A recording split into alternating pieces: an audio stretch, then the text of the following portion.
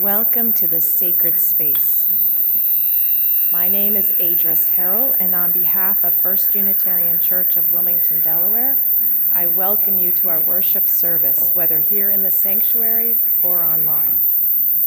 Know that our welcome is not dependent on you believing a certain thing, in loving a certain gender, or on being a certain identity or ethnicity. And we strive to see you and welcome you as you are. For those of you online, please click on the visitor card link in the chat. For those of you in the sanctuary after the service, please sure to check out the pop-up art show in Parish Hall focusing on this month's Soul Matters theme of repair. Oh, and today after the service in the Parish Hall, please join us in helping wrap the final gifts for the Ilya Holiday Giving Project. All ages are welcomed, and no expertise is required. Today is the fourth Sunday of our Guest at Your Table program for this year. This program is used by the Unitarian Universalist Service Committee, UUSC, to inform UUs of its social justice work around the world and to promote support for its work. We as a congregation have participated with UUSC in this program for many years and have a reputation of strongly supporting the UUSC. You can learn more about Guests at Your Table and ways to support the UUSC at uusc.org. So now, let us first greet those online by waving to the camera to your left. You can learn more about Guests at Your Table. And now, please greet those around you. At uusc.org. As a congregation. Now, let us first greet those online by waving to the camera to your left. Now, please greet those around you.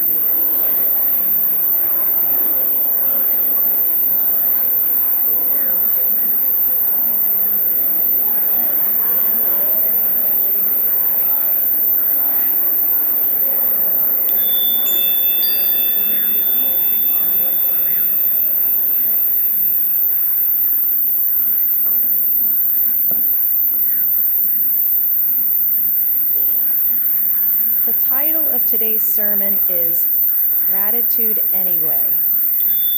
With the election behind us, and for many of us, aspects of the holidays before us, it can be difficult to feel gratitude. But gratitude is important for our mental and spiritual health and is a worthwhile practice. So now let us prepare our hearts and minds for worship. Of the holidays before us, it can be difficult to feel gratitude. But gratitude is important for our mental and spiritual health. Gratitude is a worthwhile practice. So now let us prepare our hearts and for many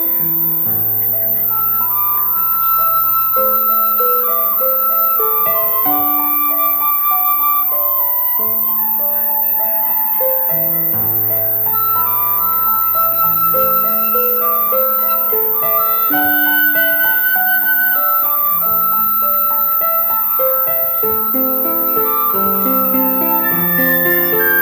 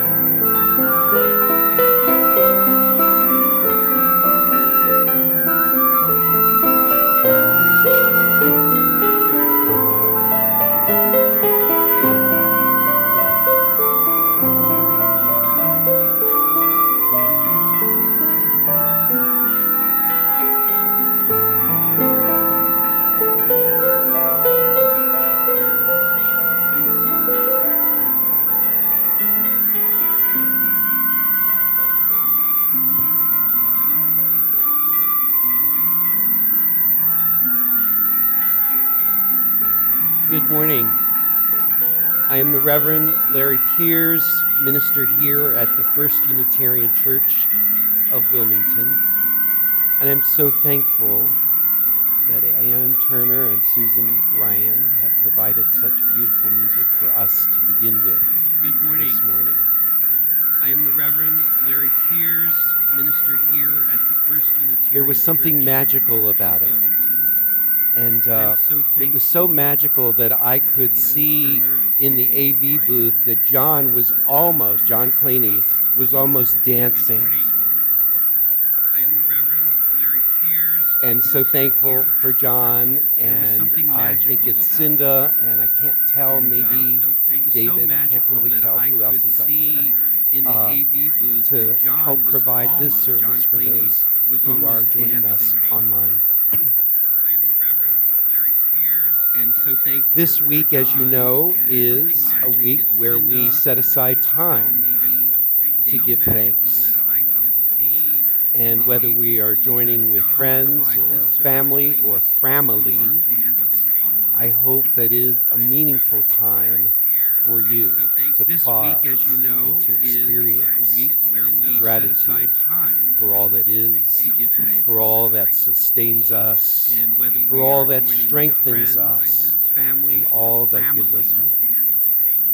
For the call to worship this morning, I've chosen a selection from the book Braiding Sweetgrass by Robin Wall Kimmerer. Today we have gathered, and when we look upon the faces around us, we see that the cycles of life continue. We have been given the duty to live in balance and harmony with each other and with all living things. So now, let us bring our minds together as one, as we give greetings and thanks to each other as people. Now, our minds are one, and in our hearts, may we feel a collective gratitude for being part of all that is life. In that spirit, let us worship together. Now, our minds are one, and in our hearts, may we feel a collective gratitude for being part of all that is life. In that spirit, let us worship together. There we go. For those of you at home, I invite you to join me by lighting your own chalice as we light the chalice here in the sanctuary with these words by Katie Savani Gelfand. We light our chalice as a symbol of gratitude as we celebrate the abundance of our lives together. In this sanctuary, we harvest bushels of strength for one another and offer our crop with the hands of compassion and generosity. In the authentic and gentle manner of our connections, we cultivate a simple sweetness to brighten our spirits. May we be grateful for the ways we nourish and uplift each other, for it is the sharing of this hallowed time together that sustains us. Please rise and body your spirit and sing hymn number 67, We Sing Now Together. For the ways we nourish and uplift each other, compassion, for it is the sharing of this hallowed time that sustains us.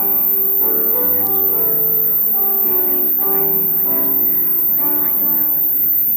We sing now together our song of thanksgiving, rejoicing in good which the ages have brought, for life that enfolds us, and health that heals and holds us, and leads beyond the fold which our forebears once sought. We sing of the freedom which martyrs and heroes have won by their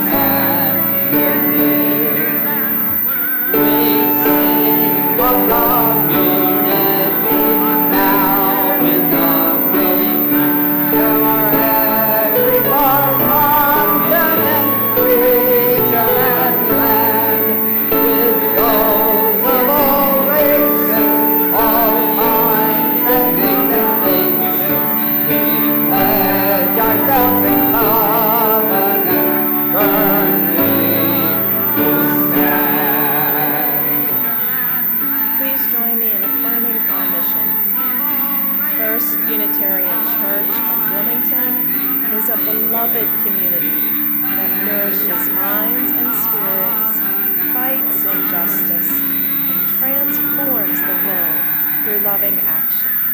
Please join me in affirming our mission. First Unitarian Church of Wilmington is a The following responsive reading is based on Ecclesiastes 3, but many of us may hear this as the lyrics of the Birds. through loving action. Please join me in reading the part indicated for the congregation, beginning with the first verse now. To everything, turn, turn, turn. There is a season, turn, turn, turn, and a time to every purpose under heaven. And reading the part A indicated time to be born, a time to die, a time to plant, a time to reap, a time to kill, a time to heal, a time to laugh, a time to weep. and a time to To every everything, turn, turn, turn. There is a season, turn, turn, a turn. time to plant, Time for every purpose under heaven. A time to build up, a time to break down, a time to dance, a time to mourn, a time to cast away stones, a time to gather stones together. Time for every purpose. Turn, turn, turn. There is a season, turn, turn, turn. A time for every purpose under heaven. a time to cast A away time of stones, love, a time of to hate, gather stones, a time of war, a time of peace, a time you may embrace, a time to refrain from embracing. Everything, turn, turn, turn. There is a season, turn, turn, turn. A time for every purpose under heaven. A time to gain, a time to lose, a time to rend, a time to sow, a time for love, a time for hate, a time for peace. I swear it's not too late. a time to gain, a time to lose, a time to rend, a time to sow, a time for love, a time for hate. a time Surprise. for peace. Not on the agenda. I'm Becky Laster, and I am the chair of First Unitarian's Human Rights Task Force. And if you didn't think there was already a lot going on in Parish Hall, there's more. This week is Faith and Housing Justice Week. And we are collaborating. There are many churches doing events all throughout the week and this weekend. And we are collaborating today with the Housing Alliance Delaware. Aaron Gallagher, Associate Director, will be at a table in the back. You already received one piece of information about what Housing Alliance Delaware does. And there's a lot more in the table at the back. So please stop by the Housing Alliance Delaware table. Welcome Aaron. Learn about opportunities with HAD, that's Housing Alliance Delaware, including how to become a housing advocate. Also, Aaron is very interested in listening to First Use volunteers from ILEA, from our CAPAS program, and anyone else who has a clear and specific example about the local challenges with housing. So please join us at the table. Including how to become a housing advocate. Also, Aaron is very interested in listening to First Use volunteers from ILEA, from our CAPAS program, and anyone else who has a clear and specific example about the local challenges with housing. So I light this candle this morning so that we can, in our own presence today, keep in our hearts all who are unhoused. May this candle be a reminder to us of their presence, this morning, of their need, so that we and of our need to be present to them. Let's join together now in a time of prayerful meditation, prayer that I've adapted from the Delaware Faith and Justice packet. Of their need, and of our need. Hear our prayer today for all women and men, boys and girls, all of our siblings who are unhoused this day. Spirit of love, we pray for all your people. Say that after me. Spirit of love, we pray for all your people. For those sleeping under bridges, on park benches, in doorways, or bus stations, Spirit of mercy, hear our prayer. Spirit of mercy, hear our prayer. For those who can only find shelter for the night, but must wander in the daytime, Spirit of love, be their guide. Spirit of love, be their guide. For families broken because they could not afford to pay the rent, Spirit of love, hear our prayer. Spirit of love, hear our prayer. For those who have no relatives or friends who can take them in, Spirit of compassion, hear our prayer.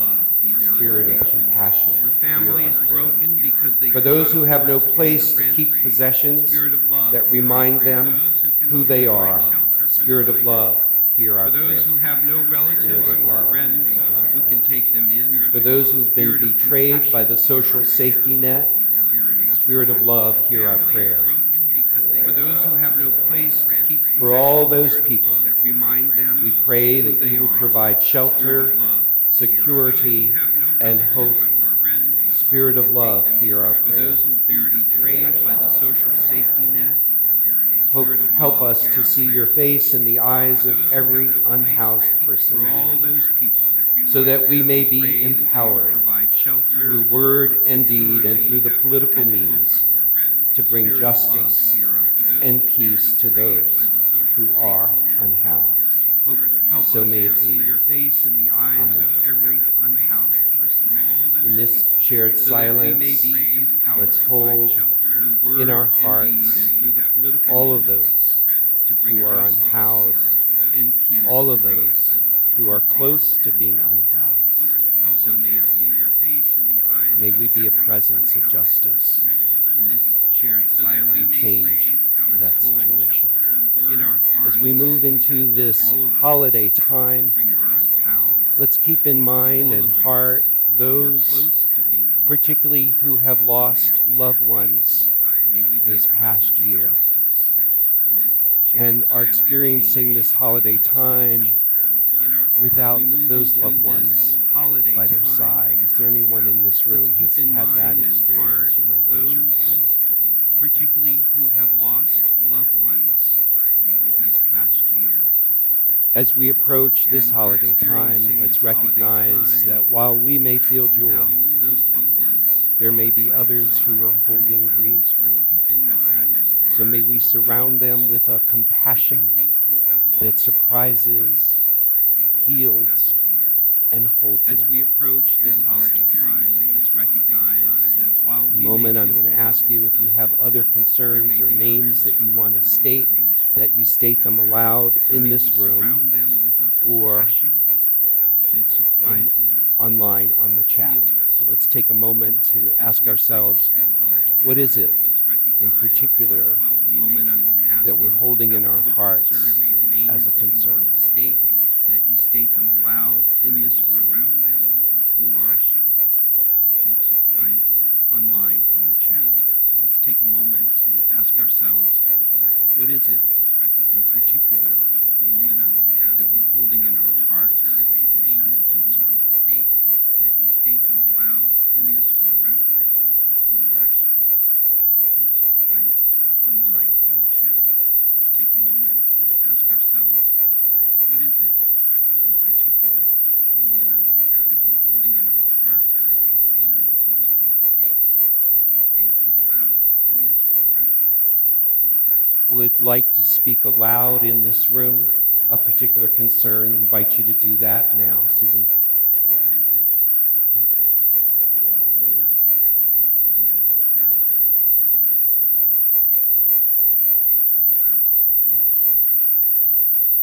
Would like to speak aloud in this room a particular concern. Invite you to do that now, Susan.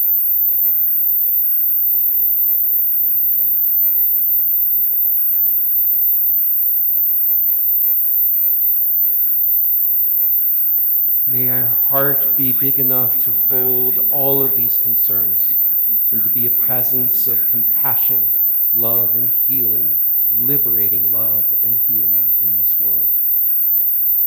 Are there some joys that are like whispering to you, that are wanting to be acknowledged in this company today? Who has a joy they would like to share? Passion, love, and healing, liberating love and healing in this world. Are there some joys that are like whispering to you, that are wanting to be acknowledged in this company today? Who has a joy they would like to share? Passion, love, and healing, liberating love and healing in this world. College kids coming home. I almost did the sign of the cross. You know, I was raised Roman Catholic. Yes, let's keep them in mind. All the joy. All right. May all whose names were spoken and those unspoken find peace and healing this day. I was raised Roman Catholic. Yes, let's keep them in mind. All the joy. All right.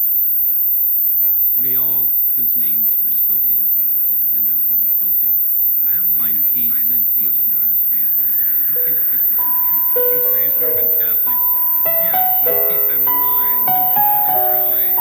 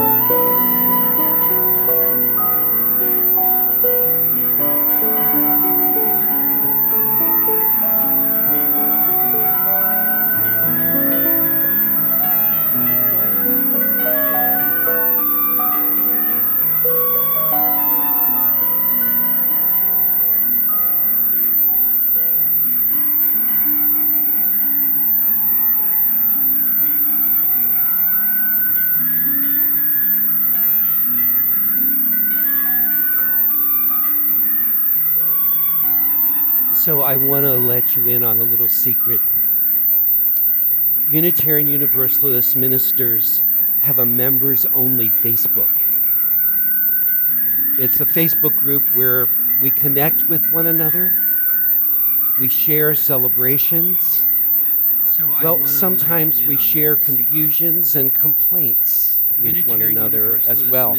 It's a kind of safe space for clergy to process out loud some of their experiences in congregations. Can you imagine such a thing?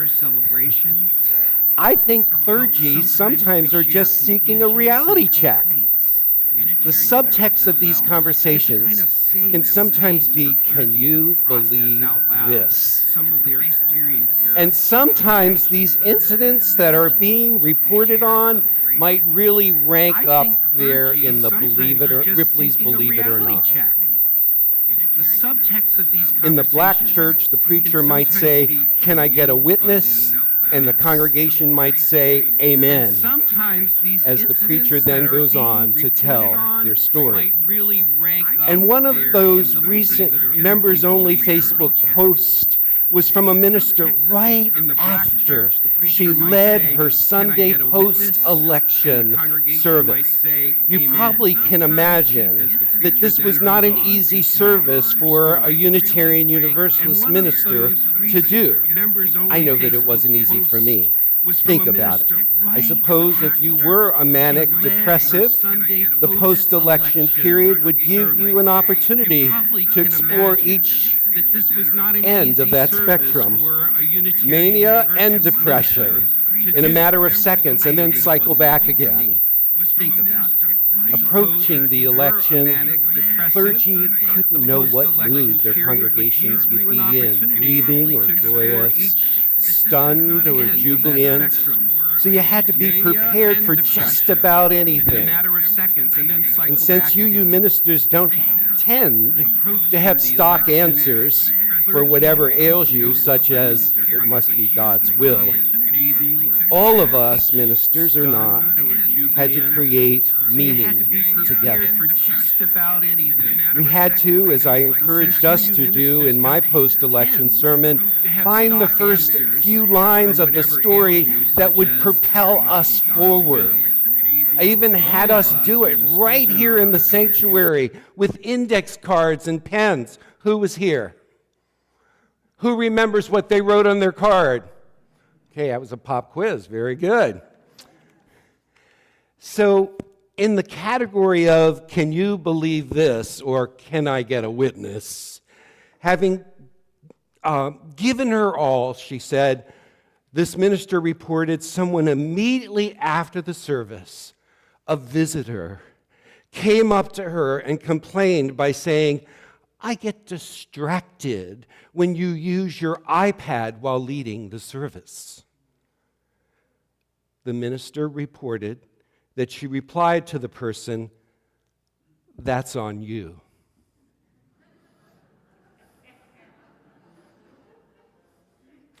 Other ministers who reviewed her post chimed in and reassured her that indeed she gave the absolute right response. I suspect that most of us could easily empathize with the emotional labor required for that Sunday, and how, in the scheme of things, such a comment seemed fairly mundane to the moment of history that we were in. So I don't usually post on the minister's Facebook page, but I could easily empathize with my colleague. So I shared with her, I like your response. And then I added, my impish self would have said to the woman, thank you for letting me know.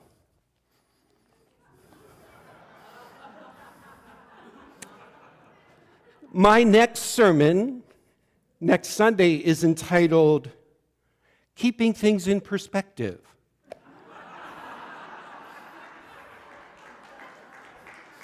Perhaps I will see you there. That would have been my fantasy response. In the real situation, I don't know what I would have actually said. I suspect I might have stared at the person with a little look of disbelief. But in ministry, and in life, we learn to just take it all in. Keeping things in perspective doesn't always come easily. It is honed over time. Think about it. As a minister, some days you might have just met with a family in deep grief as they experience the loss of a family member. Or someone may have just been diagnosed with an illness and you're holding them in your heart, wondering what's next and when. Or you may have just tried your best to hold a space for an emotionally moving moment in a service, and then minutes later, someone may want to complain about a missing comma in an order of service. That would never happen here. We don't have an order of service. But you get what I mean. Whatever our life work or circumstances, we are often challenged to withstand dramatic shifts from the sublime to the profane, from embracing the mystery to the encountering of the most mundane in a moment's notice. Isn't that what life is like for most of us? Over time, any of us might develop what I call an inner gyroscope that allows us to pivot as you hear one person and then another have opposite opinions about the same experience, each believing that theirs is what's right and what's true. Can you imagine that? Yes or no? As we mature, I suspect that this inner gyroscope becomes a spiritual practice for any of us. As I thought about this inner gyroscope that develops in us over time, I have come to appreciate what the Buddha's smile was all about. So I'll try it.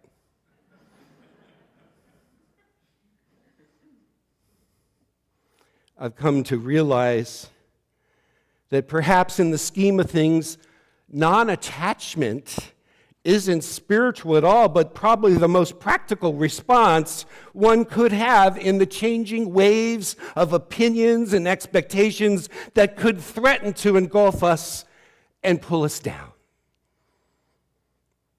In the retreat that I facilitated yesterday on presence and practice, I chose a poem by Luisa A. Igloria for us to read. The poem was from a book with this intriguing title, The Buddha Wonders If She's Having a Midlife Crisis. I imagine that even if the Buddha is wondering, maybe we can each cut ourselves some slack as well. Keeping things in perspective is not easy. It doesn't come naturally, but it is perhaps the most essential grace we can receive when the events of this world seem to threaten to engulf us. Keeping things in perspective is probably a grace to receive. As a clergy person in a congregation of devout individualists, I sometimes feel like I'm at the vortex of competing experiences and opinions.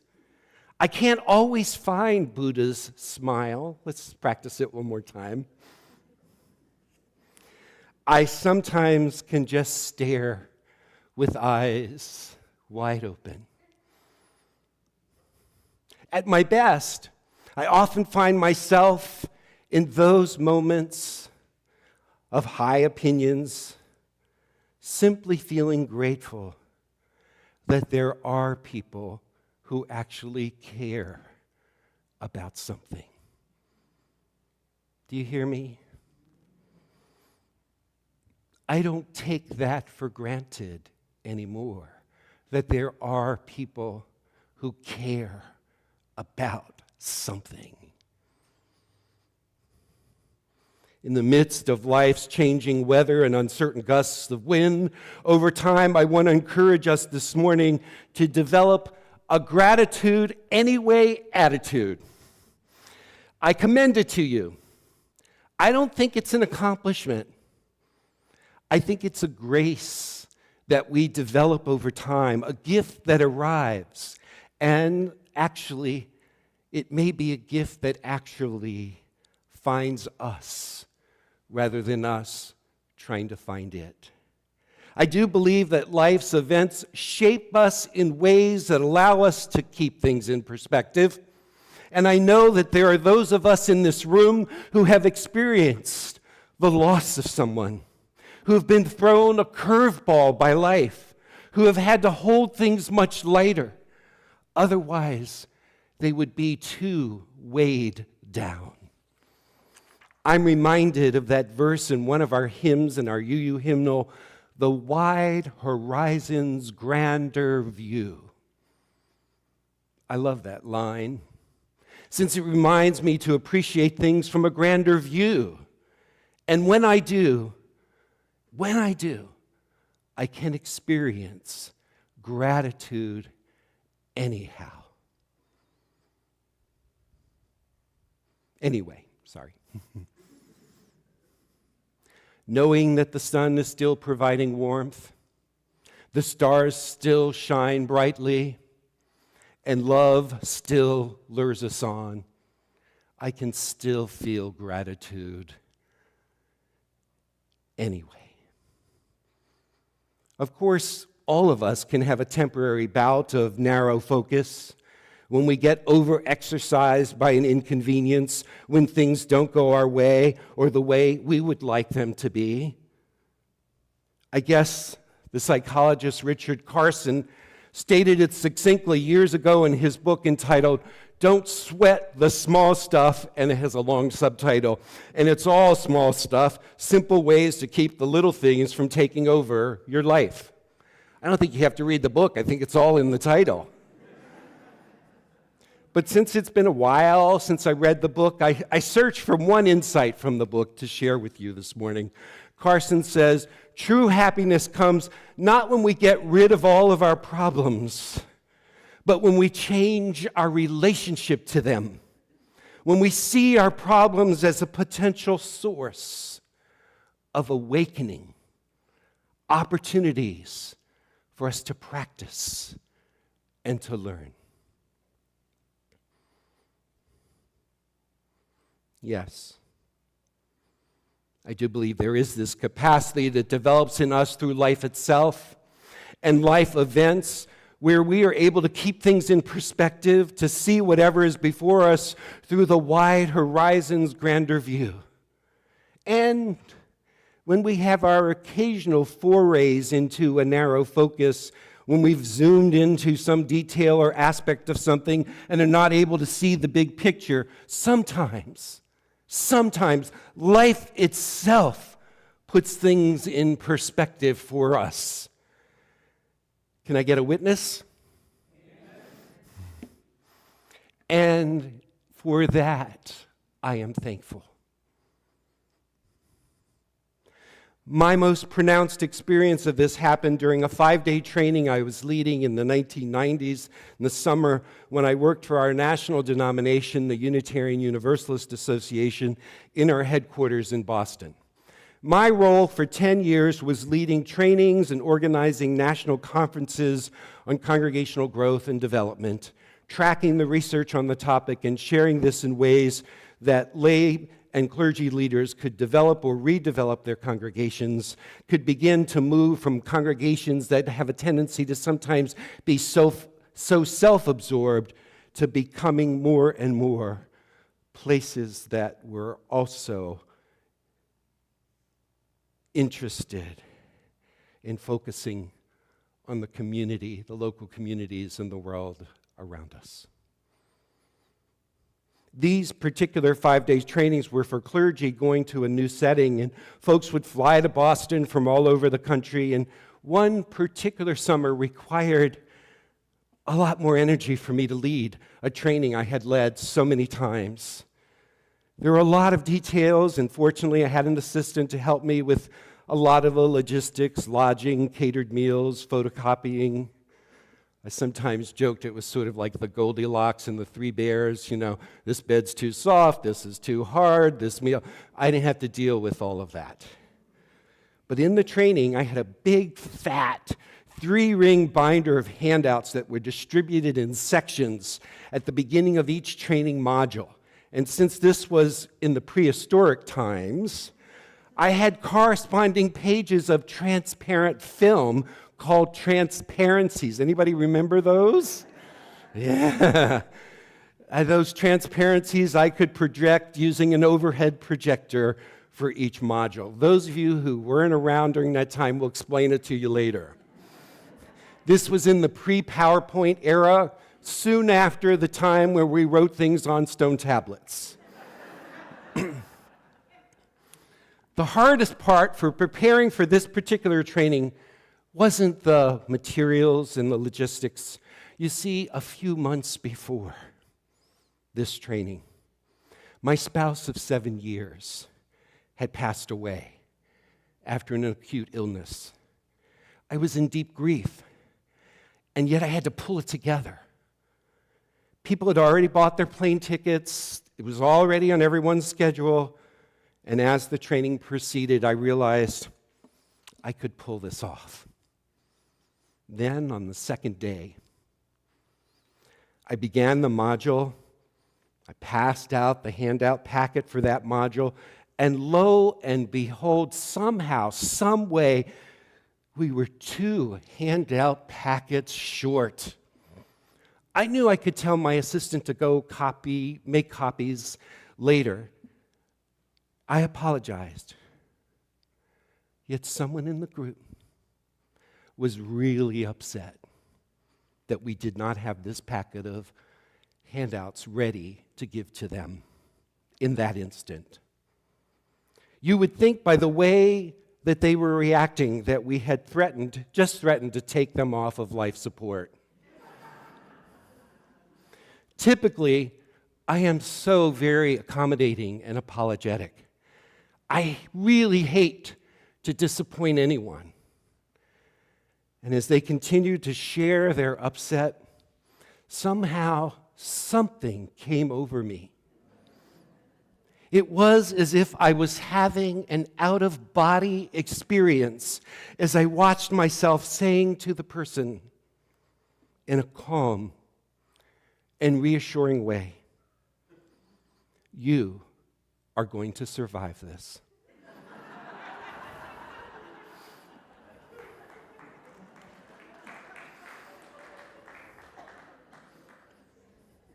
I didn't have to work through anything to get to that moment in order to respond.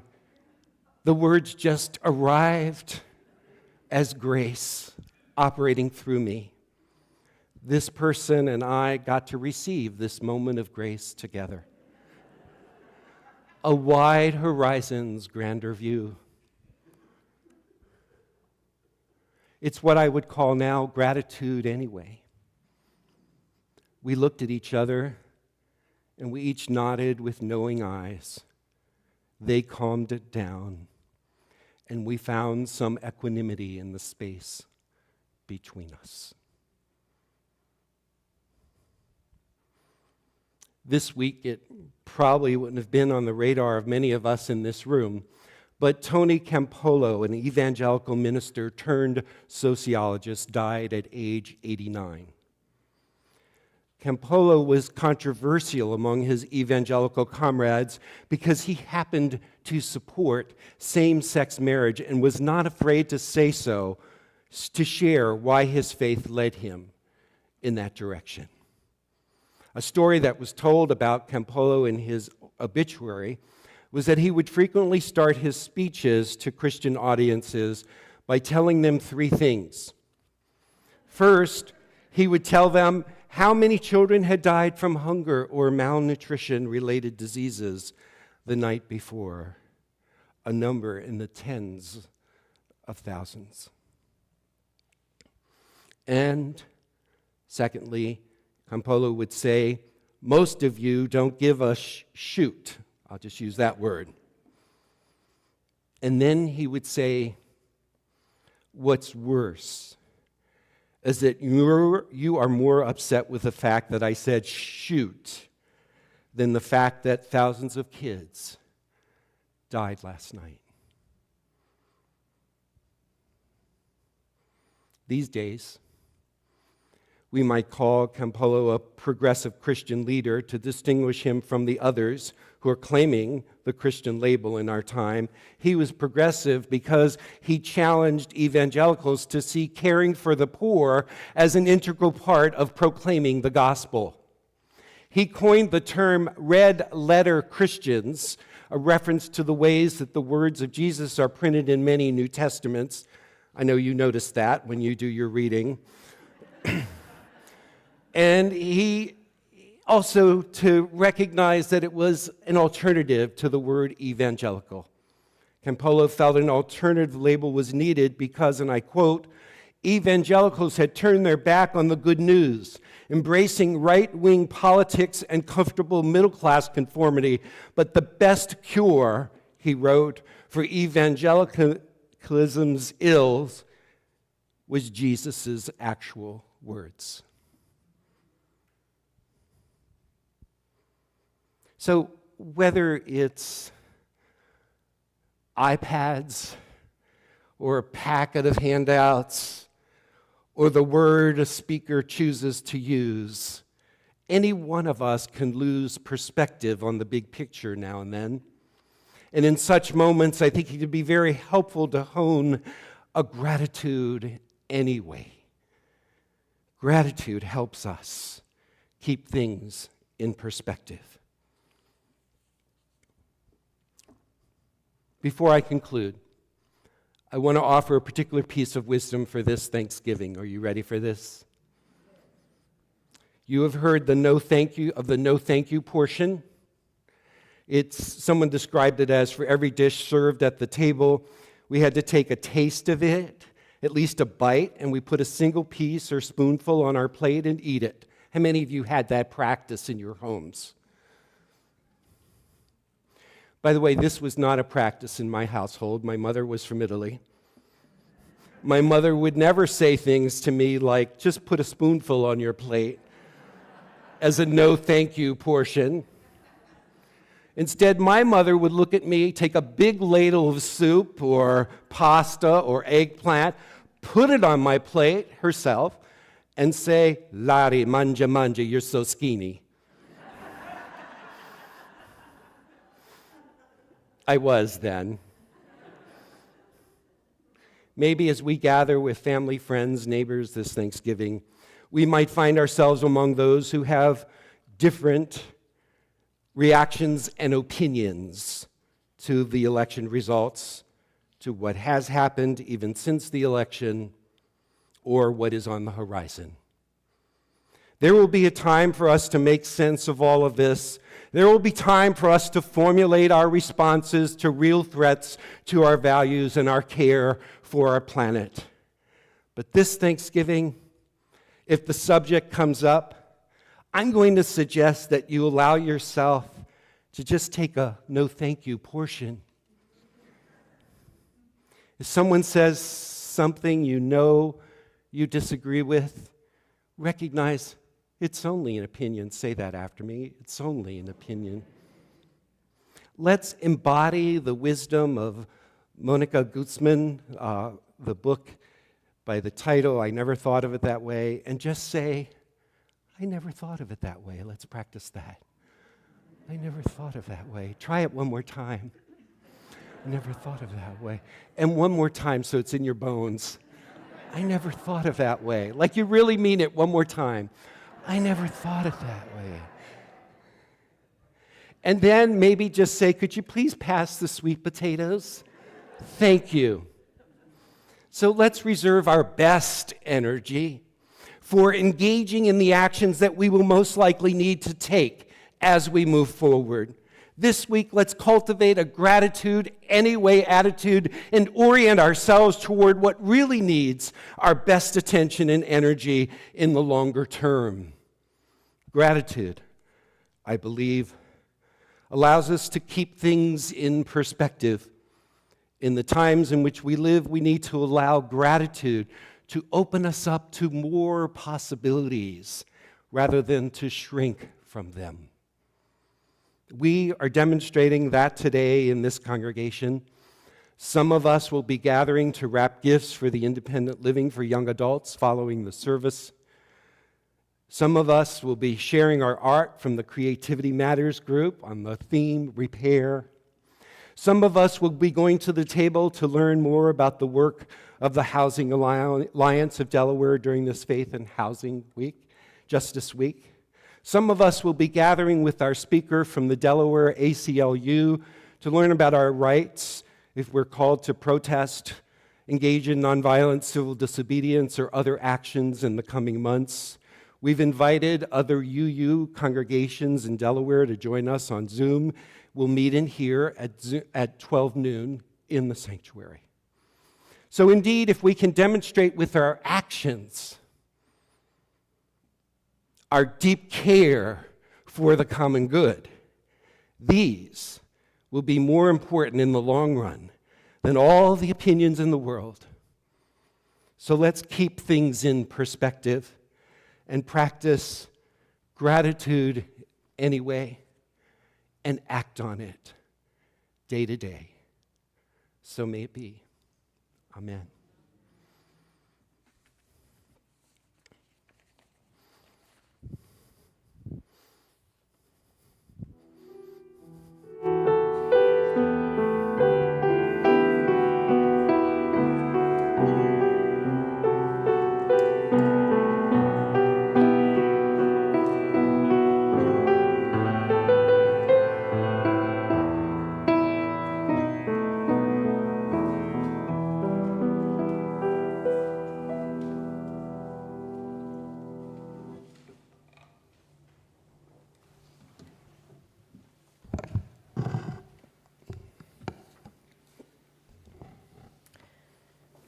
Growing up, my parents had me pray at bedtime, and we prayed together before dinner.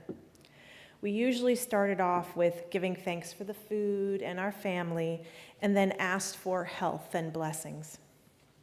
While raising our children, Dave and I did not want to have them pray to a god, but I wanted a ritual that helped them remember the blessings that they already had. So before dinner, we would each take turns saying what we were grateful for. Sometimes the kids would say or wrote, "I'm grateful for my family," unless they were mad at us.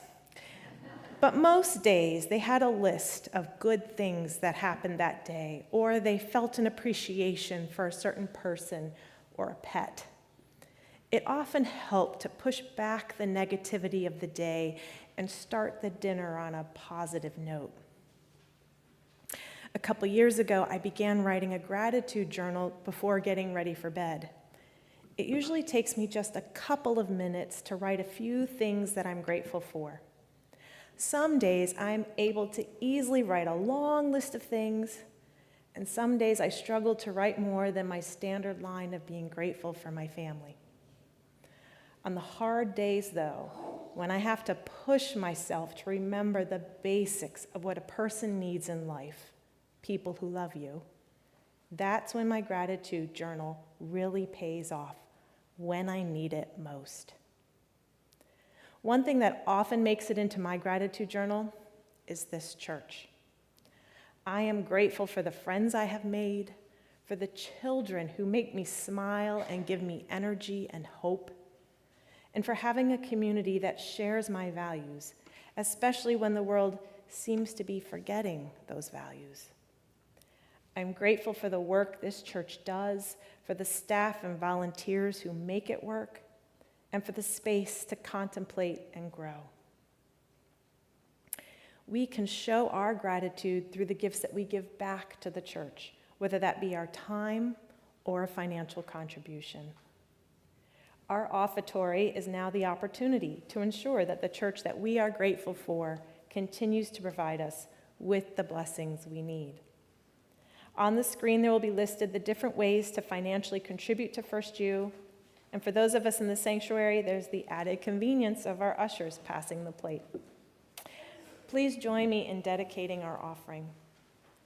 To the work of this congregation, which is weaving a tapestry of love and action, we dedicate our lives and these our offerings.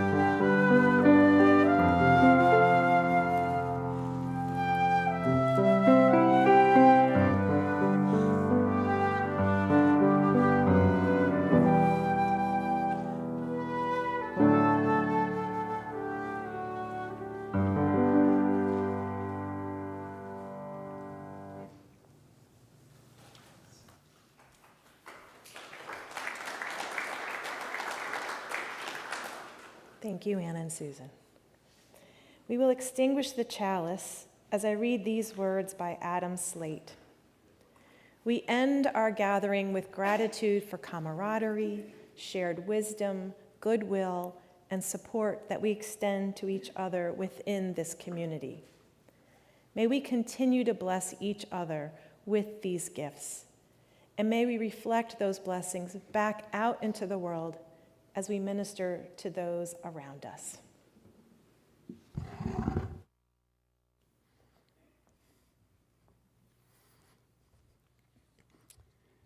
Our benediction this morning are some words from Dietrich Bonhoeffer, someone who knew what it was like to take a stand, to take action, and to embody that action even at a time of risk. He wrote, "Your yes to God requires your no to all injustice, to all evil, to all lies, to all oppression, and to all violation of the weak and the poor." May those words propel us forward in the days ahead. Let's join our closing hymn, 322, Thanks Be for These.